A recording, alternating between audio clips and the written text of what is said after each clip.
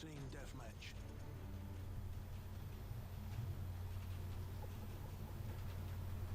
Let's do this.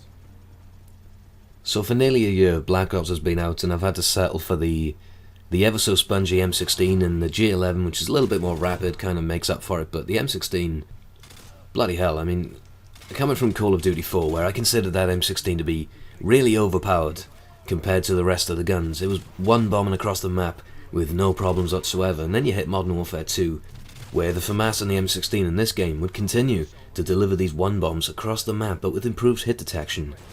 That put a fearsome impression on all the 3-round bursters, and then we heard that the M16 was going to be returning in Black Ops, and it was going to remain a 3-round burster.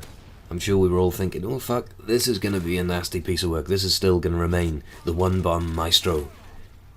Oh, well, it turns out it's anything but that. It happens to be a very, very spongy piece of shit with worse hit detection. So then using that gun as long as I have, and then going back to Modern Warfare 2 and throwing on a FAMAS, Jesus, the difference is terrifying. And if you don't know what one bomb means, that's a one bomb. With M16s, FAMASs, perhaps G11s as well, I guess, burst fire weapons simply. One bomb simply means one burst kill. You send 3 rounds their way, and 3 rounds is sufficient enough to drop them to the ground dead.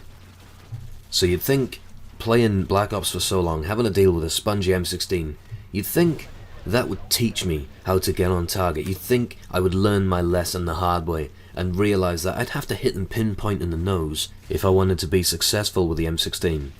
And it's not really for me to say, because I personally think my accuracy is piss poor most of the time.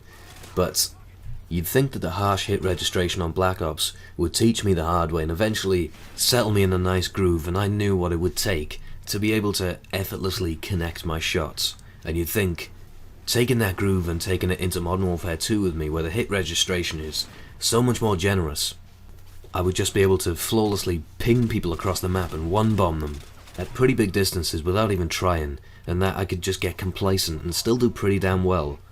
Well, that's logical is partially true, but it's not entirely true. It didn't quite work out as smoothly as I planned, and that's because there's a key feature in the game mechanics which I think is ever so slightly different, and that regards the aiming sensitivity.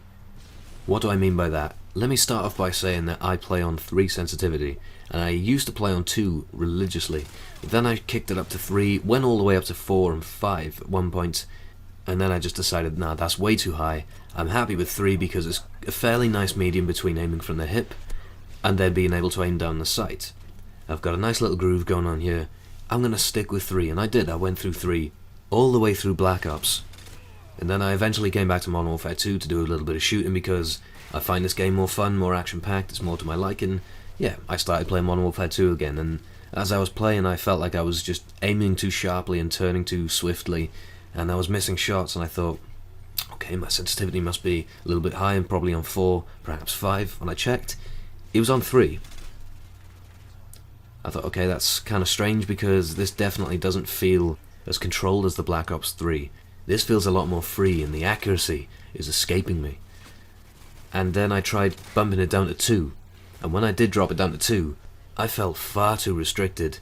The difference between 2 and 3 sensitivities on Modern Warfare 2 are so drastic, it's unreal.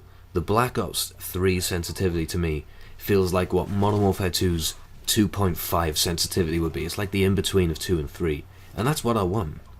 So what is it? Am I going absolutely mental, or are the sensitivity values between Modern Warfare 2 and Black Ops different? I know it's only a slight difference, but a slight difference is all you need to be able to make that slight notch of adjustment across the map with your FAMAS.